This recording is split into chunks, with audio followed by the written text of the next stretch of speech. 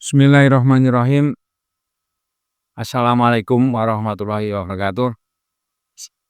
Alhamdulillah pada hari ini kita kembali mempelajari ilmu waris. Ilmu waris itu disebutkan dalam suatu hadis ya, adalah ilmu yang akan ditinggalkan pertama kali oleh umat Islam.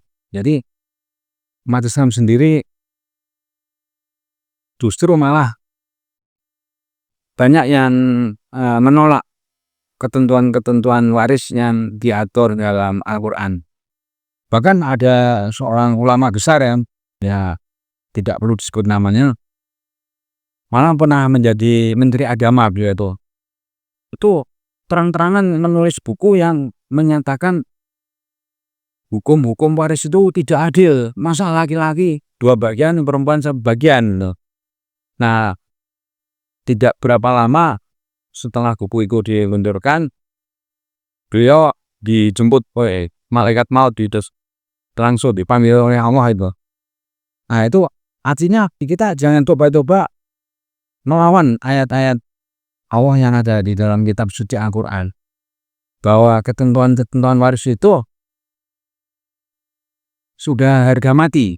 Nah, jadi sebagai pengantar, kita yang masih hidup ini mudah-mudahan menjadi pewaris ya, bukan hanya sekedar bercita-cita menjadi ahli waris, menjadi pewaris yang meninggalkan harta benda dalam jumlah banyak sehingga anak keturunan kita itu bisa melanjutkan perjalanan hidup kita ini. Baiklah, itu sebagai pengantar. Silakan Pak Kiai dimulai pembahasannya pada hari ini. Bismillahirrahmanirrahim. Assalamualaikum warahmatullahi wabarakatuh. Waalaikumsalam warahmatullahi wabarakatuh. Alhamdulillahirabbil alamin wa bihi nasta'inu ala umuri dunya waddin. Wassalatu wassalamu ala Muhammadin wa ala alihi wa ashabihi ajmain. Amma ba'du. Masyaallah bukan wa ma lam yasha lam yakun. La haula wa la quwata illa billahil aliyil adib. Allah Ta'ala fi kitabihil karim. A'udzu billahi minasyaitonir rajim. Ya ayyuhalladzina amanu taqullaha haqqa tuqatih wa la tamutunna illa wa antum muslimun. Terlebih dahulu kami mengucapkan terima kasih jazakallahu khair pada Pak Dokter yang hadir dalam kesempatan ini. Ya, alhamdulillah dalam kesempatan ini kita bisa bertemu meskipun lewat udara. Tapi mudah-mudahan membuah hikmah dengan harapan akidah kita semakin kuat, ibadah kita semakin berkualitas, akhlak kita semakin baik, dan cita-cita tertinggi kita bisa tercapai, yaitu meninggal husnul khotimah, masuk surga tanpa hisab, tanpa adab, harapan kita surga yang tertinggi, surga Firdaus, kemudian bisa bertemu dengan Allah Subhanahu wa Ta'ala dan berkumpul dengan keluarga. Nah, langsung saja terkait dengan waris.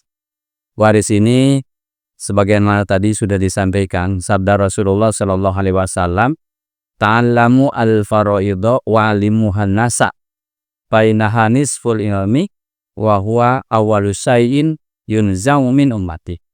Jadi waris ini, pelajarilah ilmu faraid, ilmu waris, dan ajarkanlah kepada manusia, karena sesungguhnya waris ini setengahnya dari ilmu. Jadi karena sulitnya sehingga Rasul pun mengatakan setengah ilmu. Saking sulit mengamalkannya, bukan ilmunya, mengamalkannya. Kemudian, dan ia adalah ilmu yang pertama kali dicabut dari umat. Nah, ketika manusia berada di dunia akan dipinta pertanggungjawaban tentang usianya, tentang masa mudanya, tentang ilmunya. Tapi tiga-tiganya satu pertanyaan, yang 2 pertanyaan tentang harta. Min ainat tasabak wa fima anfaqoh, dari mana sumbernya dan kemana digunakan. Nah, terkait dengan waris ini penting sekali karena selama ini banyak muslimin katakanlah yang mengabaikan ilmu waris pada sesuatu yang teramat penting menyangkut surga dan neraka.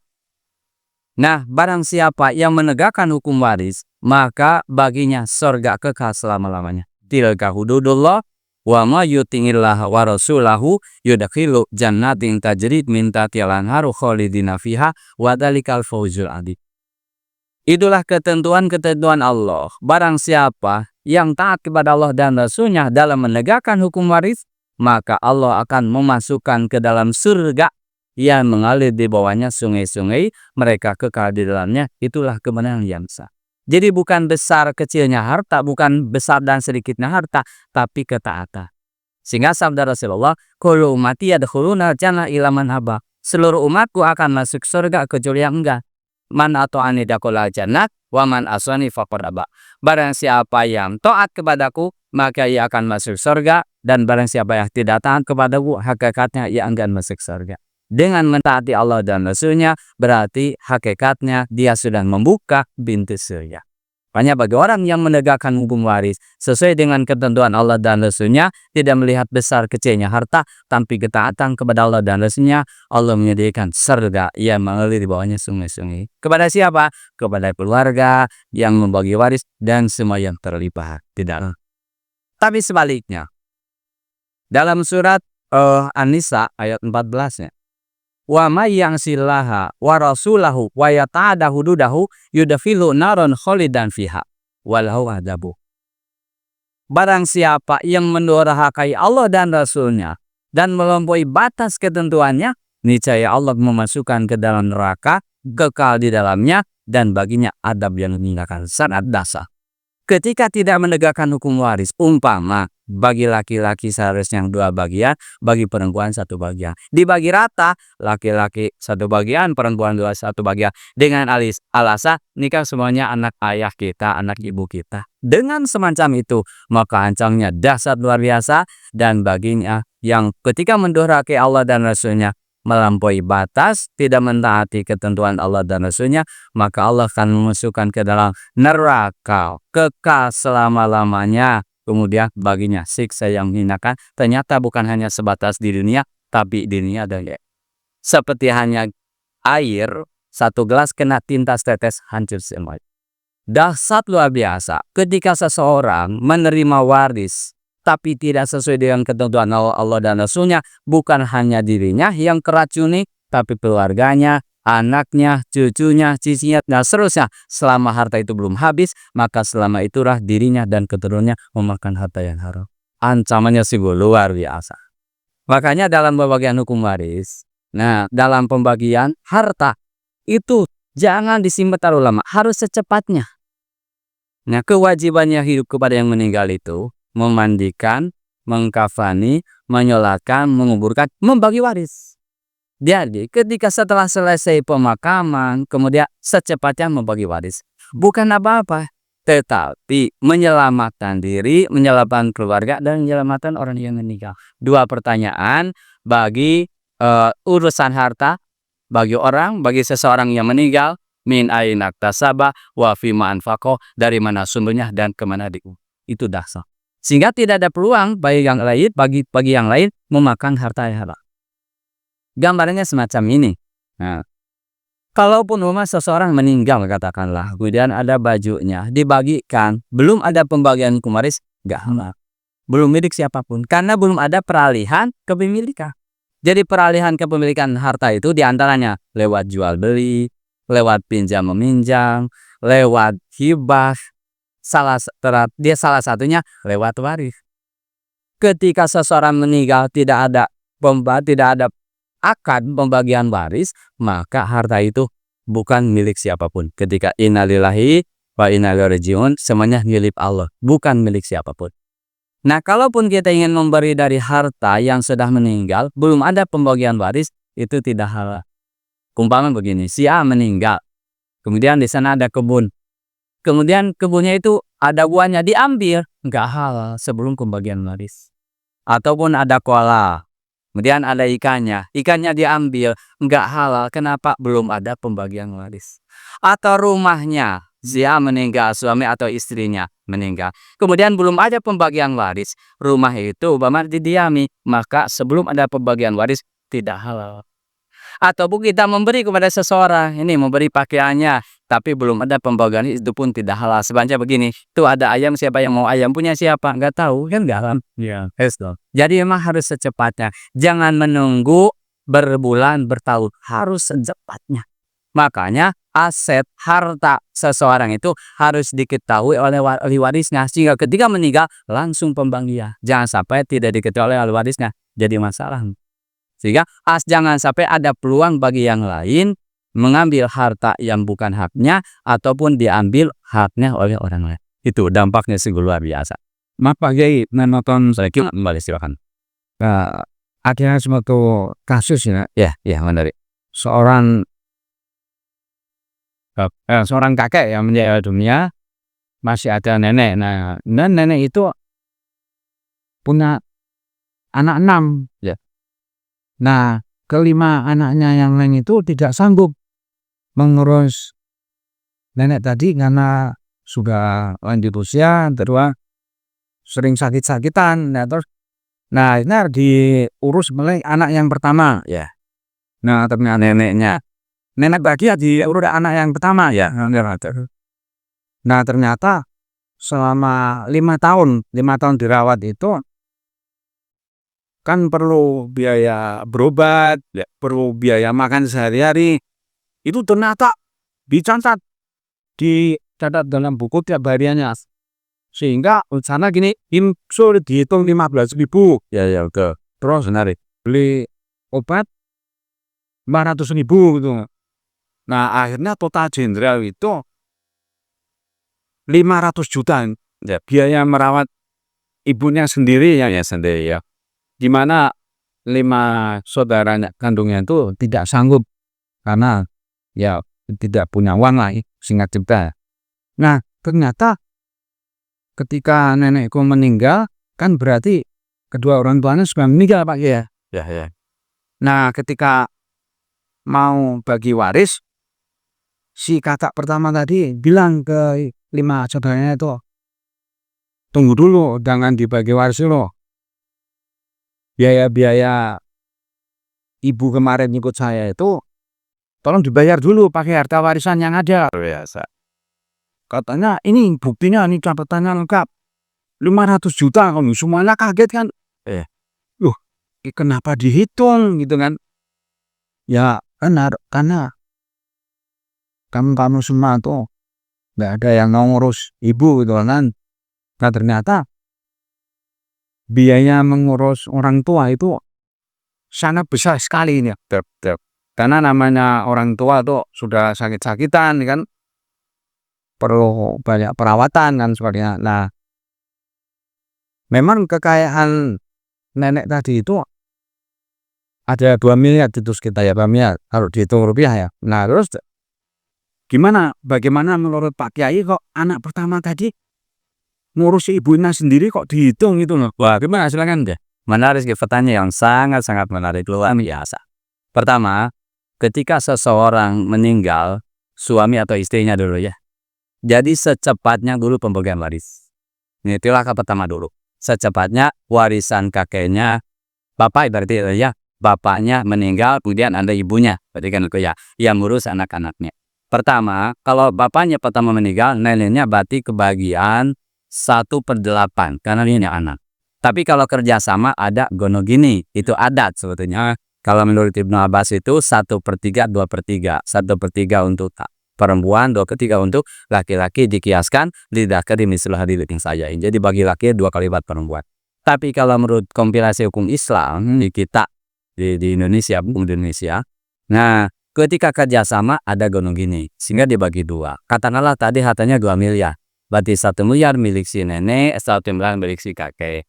Yang 1 miliar lagi, nah ada lagi nenek tadi, bukan nenek, ibu ya. Ibunya punya 1/8 dari suaminya, anaknya, semuanya 6 orang. Ya, 6 orang laki-laki perempuan. Nah, laki-laki berarti 1 orang laki-laki. Nah, berarti laki-laki kali 2 tambah adik-adiknya perempuan 5 dibagi 7.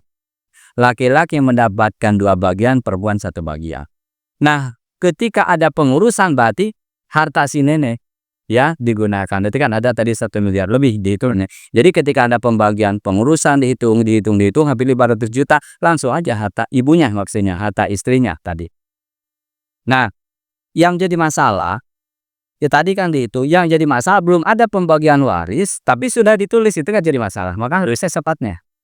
Nah, tadi anak tadi minta menuntut, udah aja kan ada bagiannya. Nah, jadi 1 miliar. Meskipun sebetulnya ketika ditulis demikian rupa, itu tidak termasuk anak yang berbuat baik kepada. Iya, itu durhaka ya. Karena tidak. Kenapa bagaimanapun tidak akan bisa ngasih ibunya sendiri. Justru amal soleh dalam sebuah hadis kan celakalah. Kenapa celaka? Ketika memiliki kedua orang tua yang sudah tua tidak menyebabkan anaknya masuk surga. Uwais Al-Qarni menggendong ibunya dari Yaman ke Makkah ke Madinah bolak-balik kurang lebih sekitar 3.000 kilo digendong. Apakah cukup katanya membalas jasa ibu? Tidak. Jadi sampai kapanpun tidak akan bisa membalas jasa ibu. Mungkin ditulis sebenarnya lupa, dia perhitungkan karena alasan lain. Tapi seharusnya tidak perlu dihitung. Seharusnya itu sebagai ladang amal soleh. Kemudian anak-anak yang lain pun ikut membantu. Jadi yang paling hebat itu pembagian harta waris dulu. Kemudian mana harta ibunya, mana harta anak-anaknya. Kemudian untuk kepengurusan ibunya boleh dari hartanya atau anak-anak mengurus semuanya. Itu dasar boleh dari keseluruhan hartanya. Itu lebih bijak. Kemudian lagi sebagai bentuk ketaatan ketaatan penghormatan biru walidin dari anak pada orang tua. Pertanyaan yang sungguh luar biasa. Dan itu bisa jadi banyak yang tergak. Soalnya kan perhitungannya. Padahal begini, terkait dengan itu. Kewajiban orang tua kepada anak bagi anak laki-laki itu sampai balik. Jadi kalau sudah balik anak laki-laki tidak wajib lagi. Mungkin balik itu sampai katakanlah SMA ya. Jadi kalau sudah SMA, S1, S2, S3 itu bukan kewajiban orang tua, amal soleh orang tua. Tapi anak perempuan itu sampai menikah. Ketika menikah sudah beralih tanggung jawab orang tua kepada suaminya. Kalaupun suaminya meninggal atau cerai kembali ke ayahnya. Ayahnya meninggal ke kakeknya. Kakeknya meninggal saudara laki-lakinya. Nah di kita cuma anak laki-laki dan SD, SMA, bahkan sampai menikah di orang tua. Padahal udah nggak wajib lagi. Kemudian lagi adat di kita, ini penting sekali. Istilah Sunda, harta kolot, harta anak. Adat. Iya, betul. Tapi dalam lisan itu, anta wa malu kali abika, kamu dan hartamu milik ayah. Ketika orang tua punya utang kepada anaknya, itu meskipun tidak dibayar tidak dosa. Kalaupun ayah mengambil harta anaknya, tidak dosa. Hanya sebatas kebutuhan. Tapi ketika anak mengambil harta orang tua tanpa izin, itu dosa besar menyakiti orang tua. Nah, makanya terkadang tidak selamanya ada seiring dengan islah, gitu kan. Kalaupun istilah Sunda harta kolot harta anak itu berbahaya. Bayangkan tadi seperti punya anak yang satu bawa kresek, yang satu bawa karung, yang satu mobil, habis harta orang tua. Masalah itu. Makanya ketika tadi luar biasa ketika seseorang meninggal, maka secepatnya harus ada pembagian waris. Jangan sampai ada peluang harta kita dikuasai orang lain atau harta orang lain digunakan oleh kita. Dasar luar biasa. Sekali lagi ketika obat tadi kebunnya diambil buahnya, bawa di kebun, nggak halal sebelum ada pembagian waris. Kemudian lagi rumahnya dipakai, nggak halal sebelum pembagian waris karena belum milik siapapun. Termasuk juga ada kolam diambil ikannya, tidak halal belum ada pembagian waris. Makanya pembagian waris itu harus secepatnya, ada hukum, ada hakim, ada akad. Hukum tegakkan, kemudian hakim yang memutuskan. Kemudian lagi harus ada akad, bahkan tulis menulis. Dalam tulis menulis itu sampai setengah halaman di dalam Al-Quran. Ada 2 saksi, kemudian ada berita acara pembagian waris. Itu ada khusus. Nah, kemudian masih terkait dengan waris. Sedikitnya ada 7 alasan ilmiah dan spiritual mengapa harta warisan harus segera dibagi. Di antara yang pertama, mencegah permusuhan dan dendam dalam keluarga. Nah, secara ilmiah, keterlambatan pembagian warisan memicu stres dan konflik emosional antar para ahli waris. Itu dampaknya luar biasa. Oleh karena Rasul bersabda, berikanlah hak kepada setiap yang berhak. Menunda berarti menahan hak orang lain dalam urusan waris. Itu dahsyat hukumnya, menunda itu. Maka secepatnya, jangan menunggu berbulan bertahun, apalagi sampai nanti aja kan ayah masih ada atau ibu masih ada. Itu biasanya alasan klasik sehingga akhirnya ditunda. Ketika ditunda menunggu sampai meninggal dua-duanya katakanlah, itu justru peluang memakan harta yang haram, itu banyak sekali. Kemudian yang kedua, menghindari dosa karena menahan hak orang lain. Islam menganggap bahwa menunda pembagian waris sebagai bentuk kedzaliman. Nah, innallaha la yuhibbudz zalimin. Allah tidak menyukai orang-orang yang zalim. Kemudian yang ketiga, mencegah penyalahgunaan dan hilangnya harta.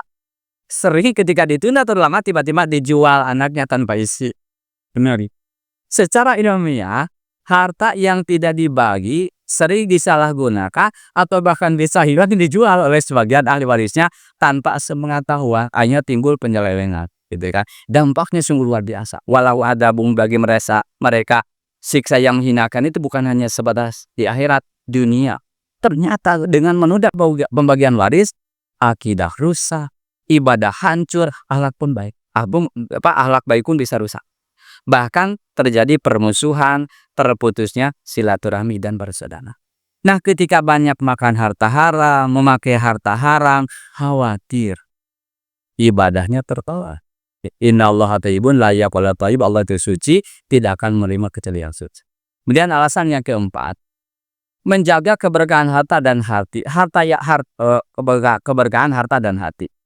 Harta yang dibagi sesuai syariat akan diberkahi. Tapi justru sebaliknya ketika menunda harta, hilanglah keberkahan hartanya.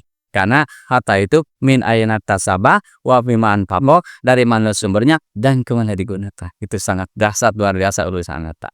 Dari, mohon maaf, ada kasus lagi ini. Menarik. Gambar Suni itu bapak yang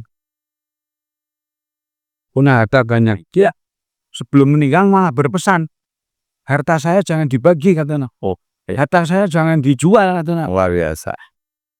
Yang dibagi itu hasilnya saja, katanya. Misalnya sawah menghasilkan padi 100 juta setahun itu misalnya. Nah, itu yang kamu bagi di antara saudara-saudara kamu, tapi sawahnya itu jangan dibagi, jangan dijual. Ya. Gimana menurut? Menarik sekali. Layar Waten ini banyak sekali kasus di masyarakat, termasuk rumah bersama, jangan dijual begini ya, makanya terus. Nah, apakah kita harus mentaati wasiat orang tua atau abaikan? Nah, dalam sebuah hadis, la ta'ata li makhluqin fi ma'siyatil khaliq, tidak ada ketaatan kepada makhluk ketika memaksiati Allah. Jadi ketika ayah kita berpesan upama wasiat, harta ini jangan dijual, nah itu kan sudah menyalahi syariat. Jangan dibagi waris, itu menyalahi syariat. Justru harus secepatnya dibagi waris. Kemudian suka ada juga yang begini, ini wasiat untuk si A, si B, si C ya. Dengan la wasiata li warisin, tidak ada wasiat kepada ahli waris. Tapi kalaupun sepertiganya untuk masjid, itu maksimal kan, sepertinya untuk madrasah, itu usahakan ditunai. Tapi urusan tadi jangan dibagi, hasilnya saja. Nah, itu jangan diikuti karena itu urusannya nanti panjang urusannya. Kalau tidak dibagi, nanti ketika ada si A meninggal padahal punya hak. Tadi anaknya 6. Nah, harta ini sawah bunuh jangan diambil, hasilnya saja. Pada suatu hari anaknya meninggal, kemudian besok meninggal lagi. Ini harus beberapa kali pembagian waris. Jadi masalah. Jadi ketika si A meninggal, seorang meninggal, maka secepatnya dibagi, secepatnya.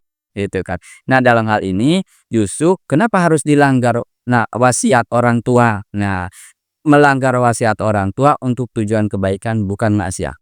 La ta'ata bi makhluqin fi ma'siyatil khaliq, tidak ada ketaatan kepada makhluk ketika memaksiati Allah. Justru ketika kita menegakkan hukum waris, padahal ayah kita sedang mewasiatkan semacam itu justru menyelamatkan ayah, menyelamatkan keluarga dari harta haram.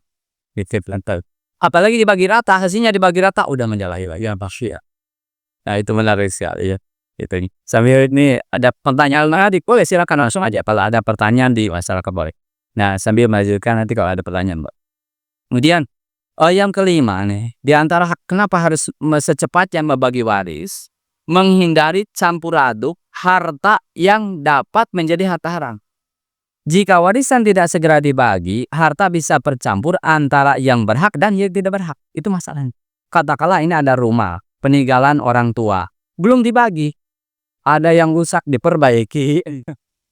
Kemudian ada lagi sebagian ini di rumah ada tambahan barang-barang. Jadi hanya bercampur antara yang hak dan yang bukan hak, sehingga akhirnya menjadikan syubhat, bahkan bisa diharap. Ketika kita diam, tinggal di rumah orang yang meninggal, padahal ada haknya yang belum dibagi, maka Ketika itu pun kita tinggal di rumah itu tidak halal. Selama tinggal di sana, kita selama itu tinggal di tempat yang tidak dihalalkan arti haram. Terluar biasa itu pengaruhnya luar biasa. Tahu secepat ini. Oke, Kalau iya, maaf, boleh. ada juga yang memberikan saran kepada seorang laki-laki yang punya harta banyak itu, daripada hartanya nanti jadi harta warisan, Betul aja. mending dipakai untuk menikah lagi itu tuh anak ya. Iya, iya deh. Sekarang biasa jadi. Punya harta 5 miliar di sana ya. Kalau disimpan saja nanti jadi harta warisan. Mending dipakai untuk menikah lagi. Arma kan sudah disekolahkan, sudah besar itu. Ya, yang meninggal istrinya. Yang meninggal tadi siapanya tadi? Bapaknya itu banyak dinasihatin orang. Ya. Bapak kan hartanya banyak sekali gitu ya. Daripada nanti cuma menjadi harta warisan, Oh iya. bapak menikah lagi aja katanya. Hartanya dikasihkan ke istri yang baru. Ya, isi yang rawat saatnya meninggal. Belum Oh, oke. Itu berarti mau nambah. Iya, itu orang tuh ke. Iya. Nah, sebetulnya alasan menikah itu nggak ada kaitan dengan waris dan tidak waris tentunya ya. Soalnya kan ada yang hartanya sederhana mau menikah lagi kan dan masalah sebetulnya. Itu dengan niat, cara dan tujuan yang lurus. Nah, tapi kalau hartanya banyak biasanya ujiannya memang seperti itu bagi seorang suami itu ujiannya baik semacam itu. Jadi kalau istri diuji ketika kekurangan uang, dari mana menutupinya? Tapi suami teruji ketika kelebihan uang, kemanakan sisanya? Biasa begitu ya. Daripada dipakai mau waris apa mendingan dipakai nikah lagi aja. Ketika niat syarat dan tujuannya lurus, gak ada masalah, boleh-boleh saja sebetulnya. Nikah kan dapat Rasul membatasi boleh sampai 4. 1, 2, 3, 4 orang kaya nih, ya nikah lagi gak ada masalah, silakan. Ketika niat syarat tujuan lurus. Tapi ketika salah satu dari 3 niat syarat tujuan tidak lurus, harus siap-siap menuai batai. Ada kejadian nih Pak, Ya betul deh. di suatu perumahan itu si bapak itu memang kaya raya ya. Istri keduanya itu diberikan rumah, dikasih Alfamart, dikasih mobil yang benar. Akhirnya ketahuan sama istri pertama dan anak-anaknya. Itu istri keduanya langsung diserbu. Rumahnya dilemparin batu gitu Pak. Nah, akhirnya didamaikan kan sama Pak Ustadznya di situ. Bu, ini bapak itu melangkahnya benar. Daripada bapak nggak benar dengan perempuan yang nggak benar, kan lebih baik yang seperti ini resmi menikah. Ya tapi saya tidak diberitahu katanya. Iya. Nah, terus yang kedua yang diprotes oleh istri dan anak-anaknya itu, istri ketawa dan anak-anaknya itu, kenapa bapak kok nikah sama janda yang itu? Kan janda itu membawa anak. Nah, itu yang jadi masalah ya. Nah, kenapa bapak nggak nikah anak itu dengan yang masih gadis gitu? Nah, itu gimana Pak? Ya. Benar tadi. Sebenarnya hanya sebatas alasan saja dalam Al-Quran begini. Fankihu ma tobalakum minal nisa'i masna basura saluma. Ini kan waris kaitannya dengan pernikahan ya. Ya. Sangat erat. Jadi nikahilah perempuan 2, 3 atau 4. Tapi ma tobalakum yang kalian sukai. Artinya ke seorang suami menikahi istri itu yang kita sukai. Kalau kita menikah pada orang yang tidak suka, kan bagaimana bisa harmonis, bisa sakinah mawaddah warahmah. Janda atau gadis itu nomor sekian. Soalnya Rasul pun menikah, kan? Itu gadisnya hanya 1. Akhirnya sebelumnya kan janda, bahkan ada yang ya janda-janda semuanya. Jadi sebenarnya gak ada masalah, hanya saja di kita. Nah, ketika menikah lebih dari 1 belum populer. Masalahnya biasanya yang menikah lebih dari 1 dari kita itu rata-rata bermasalah, sehingga akhirnya ketakutan gitu kan. Gitu, ketakutan karena jarang yang damai. Padahal ada yang semacam gimana ya? Katanya begini, daripada nikah 2 mendingan 3 atau 4. Ada teman sakit hati. Biasanya jadi masalah itu 2 Pak. Tapi kalau 3, 4 itu biasanya lebih tenang kalinya. Kenapa? Kumpulan orang yang penakut kan jadi pemberani. Kumpulan orang yang sedih jadi hilang kesedihannya. Ada teman di dokis kan. Makanya daripada 2, 3 atau 4 sekaligus itu lebih aman. Soalnya ketika dia bawa di yang satu lagi ada teman 3 orang lagi. Nah, ketika niat cara tujuannya gak lurus ataupun memang di kita belum populer hal semacam itu menuai badai ke sananya. Failam ta'dilu fawahidah, kalau tidak sanggup adil maka cukuplah satu. Itu pun memang perlu perjuangan oleh kita. Beda kalau di masa Rasulullah atau ada organisasi harokah tertentu, itu sudah gak ada masalah 2-3 nama. Tapi secara umum masyarakat umum itu belum siap menerima kenyataan semacam itu, ya belum siap gitu kan. Padahal mungkin kenapa suami menikah lagi itu karena memang ada sesuatu hal sehingga akhirnya mendorong dia, bisa jadi karena masalah dirinya atau masalah dari luar, intern, ekstern, biasa macam itu. Nah, mungkin ini pun harus ada pada suatu waktu ya kita membahas tentang prasiah untuk menggapai keluarga sakinah. Itu penting sekali Pak Sud. Ini sekali-kali tanya nyambung antara waris dengan rumah tangga. Biasanya kalaupun punya anak katakanlah sekandung, itu lebih mudah pembagian waris. Tapi kalau sudah beda ibu, beda ayah, itu rata-rata itu. Rata-rata. Apalagi suami istri menikah masing-masing punya anak, jadi ada anak tiri, gitu kan, anak sambung, itu rata-rata banyak bermasalah. Apalagi suaminya punya istri lebih dari satu, rata-rata pembagian waris nggak selesai. Jadi harus benar-benar kembali kepada Al-Quran dan Sunnah dan harus siap tunduk diatur dengan aturan Allah dan Rasulnya. Satu saja itu yang bermasalah, itu pembagian waris bisa batal. Ada beberapa ini. Untuk membangun sebuah kota dibutuhkan jutaan orang, tapi untuk menenggelamkan sebuah kapal cukup seseorang membuat lubang kecil di bawah. Menarik sekali. Ini satu tambahan lagi itu, mengapa para raja itu istrinya banyak raja? Itu kan karena punya harta yang banyak. Betul. Itu gimana menurut Muhammad? Menarik sekali. Kalau syariat sebelum Nabi Muhammad itu tidak dibalasi. Bahkan Nabi Sulaiman itu istrinya katanya 700, istrinya 300, amatnya 700, jadi 1000. Nabi Daud isinya 100. Termasuk raja-raja sebelumnya pun banyak sekali isinya, banyak sekali itu. Tidak dibatasi karena syariat pada waktu itu tidak dibatasi, yang penting kewajibannya terlaksanakan. Tapi syariat Nabi Muhammad itu kan beda lagi. Ketika ada seorang sahabat yang isinya 10, sabda Rasul, amsik arban wa farik sa'iro. Jadi tahanlah 4, ceraikan sisanya. Sebenarnya lebih berat menceraikan daripada menikah lagi, Pak. Banyak sudah punya 10, sayang, coba ini sayang harus diceraikan. 6 kan perjuangan besar. Luar biasa. Nah, bagaimana kalau raja-raja selain Islam? Itu mah mereka bukan hanya yang ilegal saja, semakin banyak gitu. Gimana kalau sekarang raja-raja, umpama raja-raja Islam, tapi punya isi lebih dari 4. Nah, menurut keyakinan katakanlah Ahlus Sunnah wal Jamaah, tanda kutip ya, itu yang 4 ke sana, yang 5 itu pernikahannya tidak sah karena menyalahi syariat. Gitu. Tapi kalau begini, nikah 4, cerai 1, nikah lagi, cerai lagi, nikah lagi, itu juga mungkin kalau niat cara tujuan benar gak ada masalah.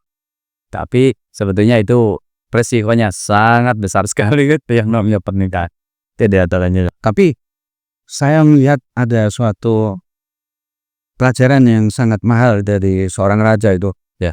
Artinya setiap orang laki-laki itu harus bercita-cita menjadi raja.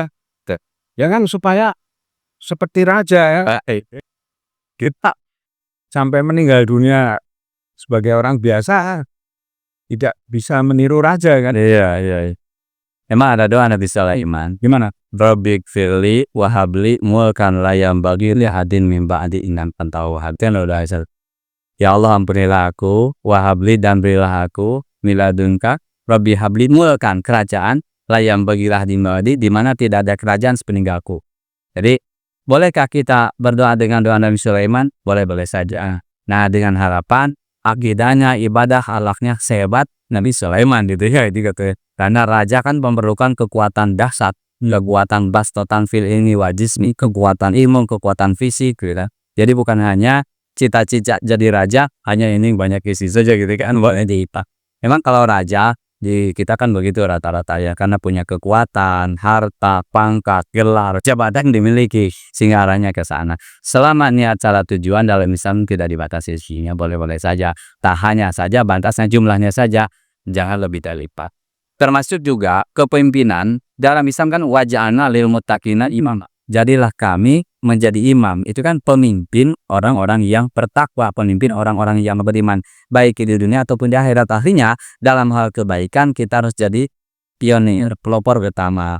Kemudian dalam hal amal soleh kita harus jadi pelopor utama. Nanti pun di akhirat, karena seseorang akan dipimpin oleh imamnya, pemimpin menunjukkan kualitas yang paling hebat, paling tinggi tidak ada. Pakai menambahkan Sorry Pak, boleh orang. Jadi sepengetahuan saya itu kata Pak Kiai saya di Jogja itu Ya, itu dalam hal poligami tadi Ya. itu kalau menikahi janda itu nggak ada batasannya, yang sampai 4 itu yang gadis. Makanya Nabi Muhammad itu istrinya sampai 13, 12 janda, yang gadis cuma 1. Nah, itu saya menambahkan penjelasan dari Pak Nyai tadi. Iya, benar sekali. Rasul itu isinya kan 13 kali menikah, tapi ketika Rasul menikah isinya kan 9. Nah itu Rasul itu khusus kepada Rasulullah. Jadi tidak bisa diikuti oleh umatnya. Khusus untuk umatnya itu Rasul membatasi amsik arba'an wa farik sayiro. Jadi tahanlah 4, ceraikan sisanya. Ketika ada seorang sahabat punya istri 10, hanya yang ditahan 4, yang diceraikan 6 orang. Nah begitu juga ke umatnya ke sini, soalnya bagaimanapun tidak akan mampu. Tidak akan mampu. 4 itu resikonya sangat besar. Baik itu risiko lahiriah, risiko batiniah, itu kan semuanya harus dinafkahi. Nafkahi secara lahiriah, dinafkahi secara batiniah. Kalaupun tidak dinafkahi, tidak adil, maka ada hadis lain nanti bertemu dengan Allah dalam keadaan miring. Apalagi risikonya memang semakin banyak istri itu amal soleh semakin hebat, tapi tanggung jawab di hadapan Allah pun semakin besar. Termasuk pendidikan istri, pendidikan anak, itu kan kewajiban seorang suami. Termasuk juga harta. Itu harta dari mana ada kemana. Itu dia berat gitu ya. Jadi kata adil itu mudah diucapkan, tapi pengamalannya perlu perjuangan. Harus punya ilmunya yang luar biasa, memahami Al-Quran dan Sunnah, sehingga ucapan, perbuatan, perilaku tidak menyalahi Quran Sunnah. Itu termasuk di antaranya masalah itu. Jadi berat tanggung jawab di hadapan Allah, apalagi urusan keluarga. Karena nanti ucapan, perbuatan, perilaku, harta, termasuk gaya kepemimpinan kita pun mas'ulun antara akan dititah pertanggungjawaban di hadapan Allah Subhanahu wa taala. Semakin banyak beban, maka beban tanda kutip, maka tanggung jawab di hadapan pun semakin berat. Lanjutkan dulu sini. Silakan lanjutkan. Ya. Kemudian yang keenam, kenapa kembali kita harus segera menegakkan hukum waris ketika ada seseorang meninggal. Nah, menegakkan keadilan dan ketertiban sosial secara ilmiah. Pembagian warisan itu harus tepat waktu, kemudian tepat sasaran dan tepat takaran sesuai dengan ketentuan Allah dan Rasulnya. Memperkuat struktur keluarga dan keadilan ekonomi. Kemudian secara spiritual, ini pun merupakan bentuk nyata dari ketakwaan, keadilan, dan menegakkan hukum. Dan yang ketujuh, sebagai bentuk syukur, dan ketaatan kepada Allah dan Rasulnya. Jadi harta itu merupakan amanah, keluarga pun merupakan amanah, keturunan pun merupakan amanah, bahkan ahli waris itu semuanya merupakan amanah. Membaginya merupakan wujud syukur kepada Allah Subhanahu wa taala, di mana seseorang akan diminta pertanggungjawaban tentang hartanya, tentang keluarganya, kan dia sebagai wujud syukur kepada Allah Subhanahu wa taala. Ini saya menulis buku tentang waris ini di antaranya. Itu kitab waris ya. Hukum Allah untuk rezeki berkah, keadilan dan keseimbangan. Insyaallah ini mudah-mudahan bermanfaat. Itu tentang hukum waris. Jadi warisan bukan sekedar pembagian harta, tapi juga ujian kejujuran, keimanan, dan ketundukan kita kepada hukum Allah. Sayangnya banyak keluarga bercerai-berai bukan karena kemiskinan, tapi karena ketidakadilan dalam pembagian waris. Insya Allah mudah-mudahan buku ini menjadi panduan lengkap untuk memahami dan menerapkan hukum faraid sesuai syariat Islam. Dari konsep dasar, ini ya. Dari konsep dasar kategori ahli waris hingga kasus-kasus kontemporer. Ini kan tadi ya, seperti aset digital, perusahaan keluarga, insya Allah semuanya dikupas tuntas. Sekarang kan ada semacam aset-aset berbentuk digital. Apakah harta yang ditinggalkan menjadi berkah dan tidak berujung pada sengketa? ataukah harta yang kita tinggalkan justru akan membawa menuju surga? Jadi dua, harta yang kita tinggalkan itu jadi jembatan emas menuju surga, ataukah sebaliknya ketika tidak menegakkan hukum Allah, harta yang kita tinggalkan menjadi jalan menuju neraka. Itu yang satu. Kemudian yang satu lagi ini ada. Jangan bingung soal waris. Ini saya sendiri Jajang Sukmawan dengan Pak Jepri Nugraha. Nah, jangan bingung soal waris. Berbekal metode praktis ini ada metode cepat pembagian waris. Insya Allah 2 jam menguasai ilmu waris. Nah, rumusnya 4, 5, 2, 2, 7, 1. Hanya 6 digit. 4, 5, 2, 2, 7, 1. Menguasai ini insya Allah menguasai ilmu waris. Metode cepat 2 jam menguasai ilmu waris insya Allah. Jadi maksudnya ini, kan waris itu ada yang mendapat 2/3, ada yang 1/2, ada yang 1/3, ada yang 1/4, ada 1/6, 1/8. Nah, yang mendapatkan 2/3 ada 4. Yang mendapatkan setengah ada 5. Yang mendapatkan 1/3 ada 2. Yang mendapatkan 1/4 ada 2. Yang mendapatkan 1/6 ada 7. Yang mendapatkan 1/8 ada 1. Jadi langkah pertama pembagian waris itu menentukan dulu furudul muqaddarah, pembagian yang sudah ditentukan. Rumusnya itu, kalau menguasai furudul muqaddarah yang lainnya mudah. Karena yang dianggap sulit itu yang ini. Rumusnya 4, 5, 2, 2, 7, 1. Insya Allah dengan menguasai metode ini mudah. Nah, selama ini sering beranggapan ya waris itu sulit. Sebetulnya tidak yang sulit. Itu kan ilmu Allah dalam Al-Quran itu sunnah itu mudah. Laisal haraj bidin, tidak kesulitan dalam masalah agama. Ada di sunnah agama itu mudah. Hanya mungkin perlu pengemasan metodologi yang saya lihat aja. Nah, ini menambahkan sedikit. Nah, ini juga ada kasus ya, teman saya itu kakeknya itu kaya raya itu. Iya, iya.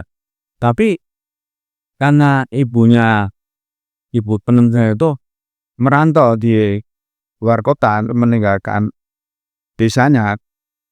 Terus sama ahli waris yang itu dikurangin tuh. Iya, betul.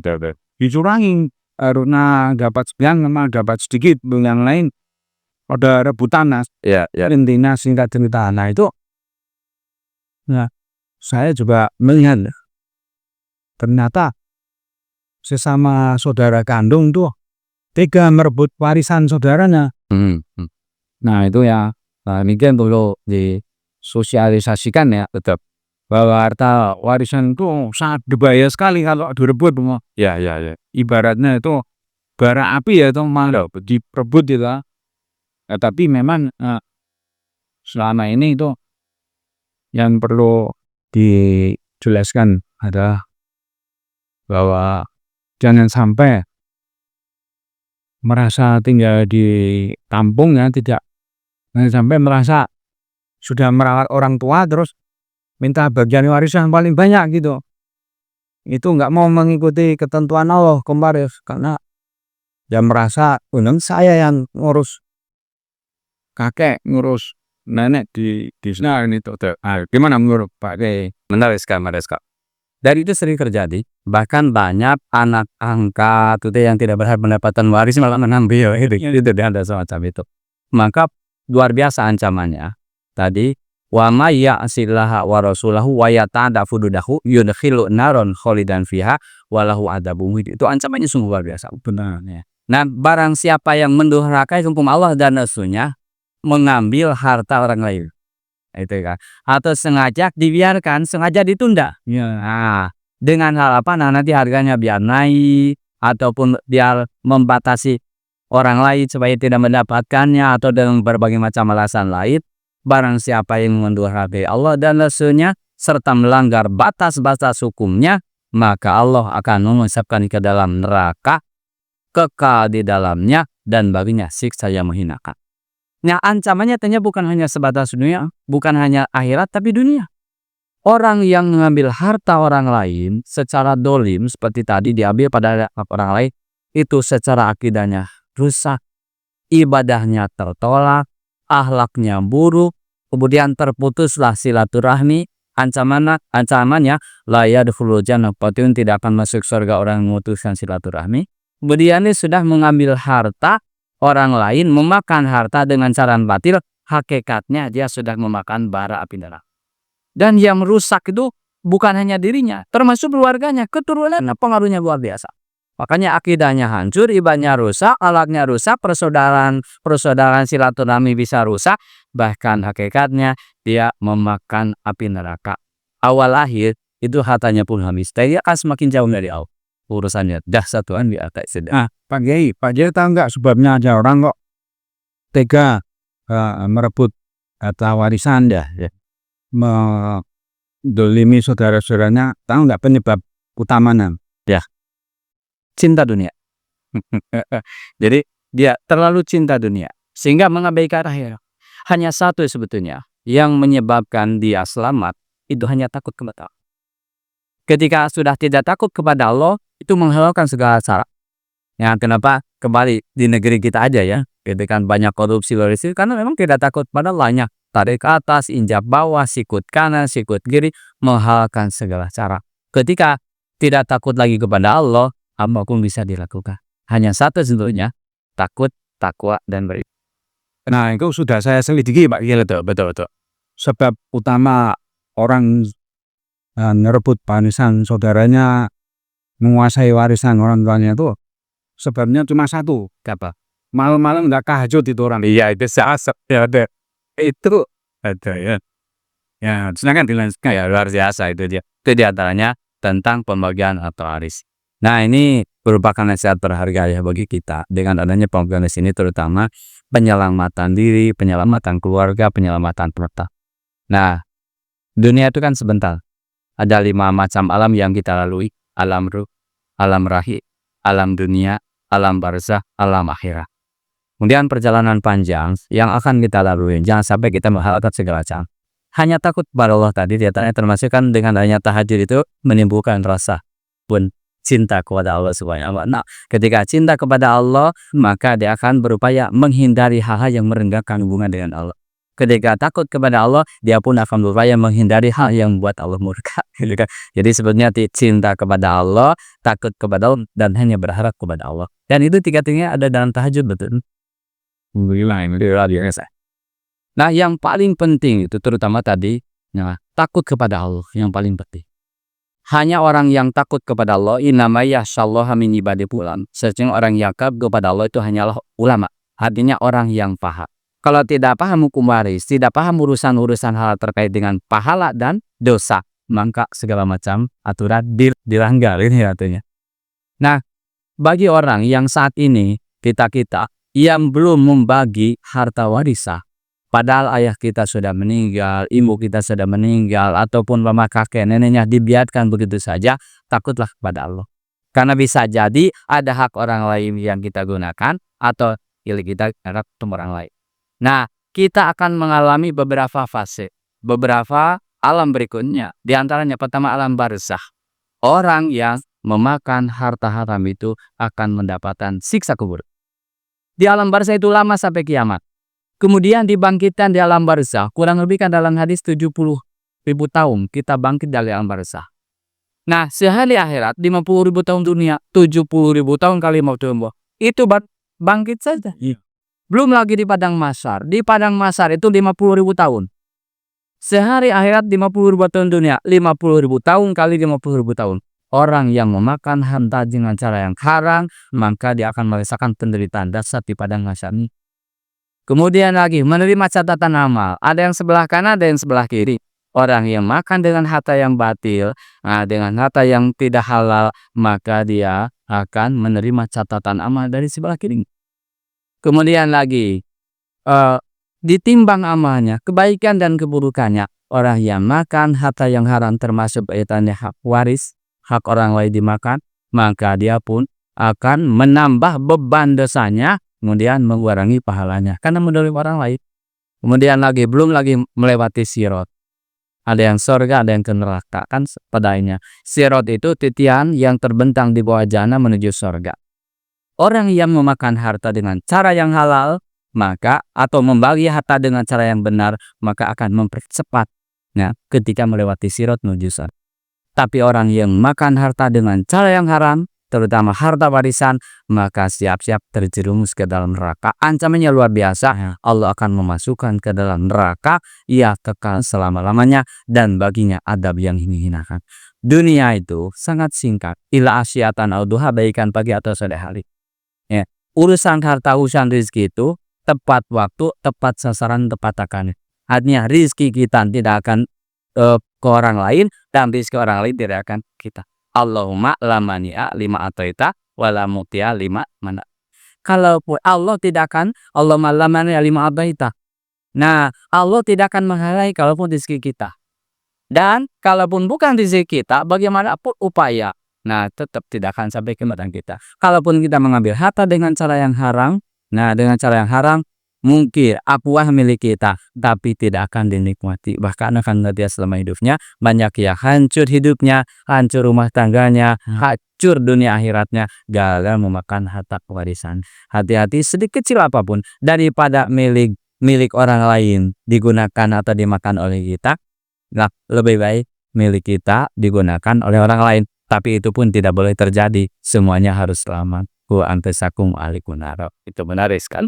Baik Pak Kiai, kita sudah hampir sampai 1 jam. Jadi luar biasa. Insya Allah banyak umat Islam yang mau belajar ilmu waris pada kita. Tadi sudah disebutkan dengan baik sekali oleh Pak Kiai, ya. Kata kuncinya adalah dihitung dulu warisan itu, ya. Jangan sampai warisan itu tidak dihitung-hitung, ya, terus ditunda-tunda nambah. Yang penting ada apuan itu coba. Ada apuan. Nah, itu memang kita harus berdakwah tentang warisan ini karena begitu sangat pentingnya. Nah, kemudian sangat memahami risikonya, akibatnya kalau kita tidak mengikuti batasan atau ketentuan dari Allah tentang warisan ini.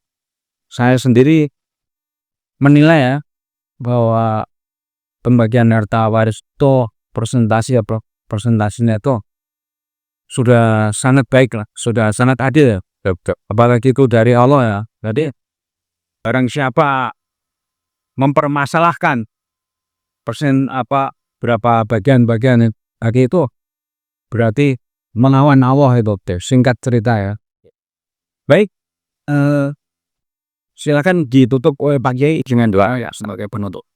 Nah, namun semuanya tentang adil menarik saya banyak tentang adil.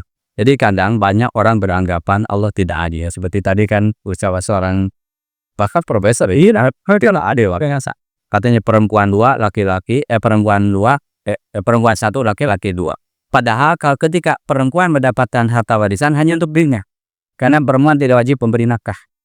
Tapi kalau laki-laki mendapatkan warisan meskipun 2 bagian, punya kewajiban di istri dan anaknya. Apalagi isinya 4, dari 4 punya anak 5 kali 20.